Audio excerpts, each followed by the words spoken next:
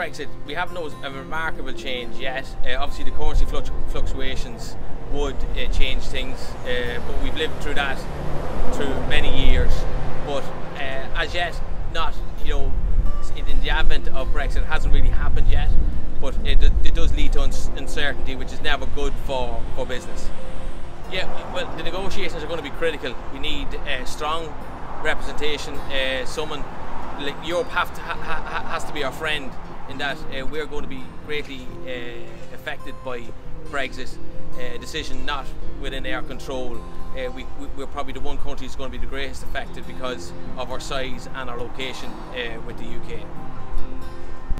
I think if border post comes back, it's going to be a definite affect me for stopping. As I said, saying there, have we changed a different tariff for using red diesel in the north and using green diesel in the south? And in terms of bureaucracy, do you fear checks and all that? Checks, yeah, checks will be a big thing. Yeah, it's going to be another pressure on farmers, like, you know. And then with the currency, it's going to be more enforced. So it is, you're going to be voting at two currencies. Although we do that now, but it's very little difference, like, you know.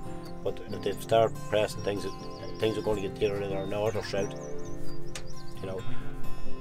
And are we going to be able to claim back fat the way we can at the minute, like, or not pay fat in the south of the horizon in the north? Like, what's going to happen there, like? Yeah. It's largely opinion based at the moment, Brexit, and I think north and south of the border are experiencing huge uncertainty as regards what's going to be the outcome, if there's going to be tariffs imposed, if there's going to be a hard border imposed. So everybody's looking for answers at the moment, and nobody seems to know what's happening. In the late 80s, we would have worked through the old hard border, and it was a huge source of inconvenience for people doing business in the north or vice versa. It meant if you were travelling north, you had to check your goods in at a customs post in Dundalk, and then when you got through the border, you had to recheck in the northern side of things. And when you were coming back south from the north, you had to check back into the northern post, and then when you crossed the border into the south, you had to check back into customs in Dundalk. So you had 4 visits basically for the one journey, and the thoughts of a return to that would certainly not be nice. Right, well, we have customers on the south and we have customers in the north. Our business would be split probably half and half.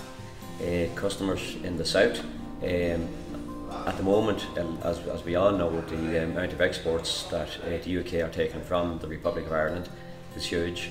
If tariffs are imposed in the UK across the board, that's obviously going to leave an uncompetitive advantage here, so we're going to have to seek different markets, and globally it's a big place out there, and I think we have the ability, we have the natural resources, and we have a good image in this country here to go and do that. I think customers in Northern Ireland at the moment are totally, if you want to call it, confused in terms of where the drop in income is going to come from. Their single farm payment that they're relying on at the moment is probably got them through the last couple of very difficult years of milk price, and they're searching to see where is that going to be made up.